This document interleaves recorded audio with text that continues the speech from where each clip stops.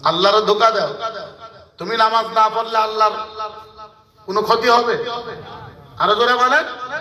নামাজ পড়লে মনে হয় আল্লাহর অনেক লাভ, বড় বড় বিল্ডিং বানায় দেয়।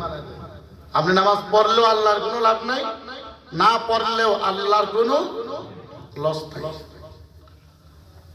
তো আল্লাহরে ধোঁকা দিবেন, ইমামরে ধোঁকা দিবেন।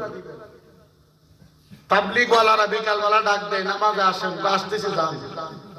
তাবলিগ ওয়ালা ফিস দিলই আবার জায়গায় জিগাইলে কয় তাবলিগ ওয়ালার ধোঁকা দিয়ে বিদায় করছে।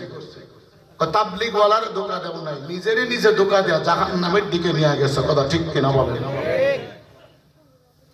হ্যাঁ মুসলমান, এজন্য নবীজি বলেন, যারা দাড়ির মধ্যে বেলিট লাগায় তারা দাড়িতে বেলিট লাগাই না, স্বয়ং আমি মুহাম্মদ নবীর কলিজার মধ্যে বেলিট দিয়া বারবার তারা আঘাত করতে থাকে।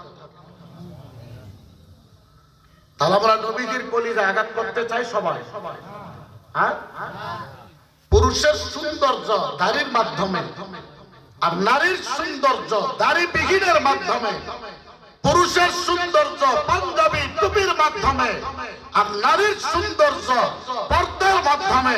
অথচ এখন ভিন্ন হয়ে গেছে।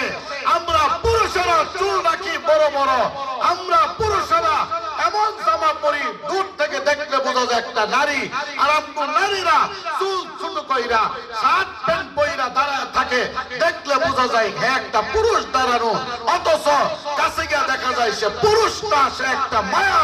ও মহিলারা, আল্লাহকে ধোঁকা দিচ্ছ। বলে না, ধোঁকা দাও নাই, নিজেরে নিজে জাহান্নামে বানাচ্ছ। কথা ঠিক কিনা বলেন? একজন